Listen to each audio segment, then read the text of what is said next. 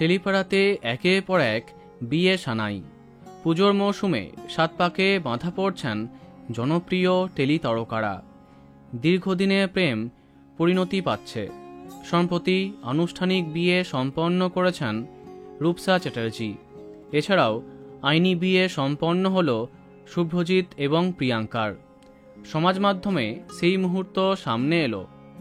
এমন অবস্থায় জি বাংলার পরিবারেও খুশির খবর। টেলিপাড়ায় শোনা যাচ্ছে খুব শীঘ্রই বিয়ে পিড়িতে বসবেন জনপ্রিয় টেলিজুটি শ্বেতা রুবেল। হ্যাঁ, রুবেল দাস এবং শ্বেতা ভট্টাচার্য তাদের সম্পর্ককে আরও এক ধাপ এগোতে প্রস্তুত। বারবার উঠে আসে তাদের বিয়ের প্রসঙ্গ। অবশেষে সেই সুখবরটা শোনা গেল। যমুনা ঠাকিতে একসঙ্গে কাজ করতে গিয়ে প্রেমের সম্পর্কে আবদ্ধ হন তারা। কখনো প্রেম নিয়ে লুকোচাপা করতে দেখা যায়নি তাদেরকে। অবশেষে বিয়ের পিড়িতে এই জনপ্রিয় কাপেল। শোনা যাচ্ছে দিনক্ষণ পাকা হয়ে গেছে।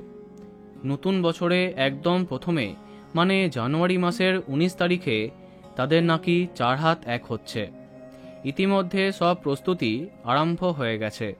তবে আনুষ্ঠানিকভাবে সারবেন নাকি আইনি মতেই হবে সবটা জানা যায়নি।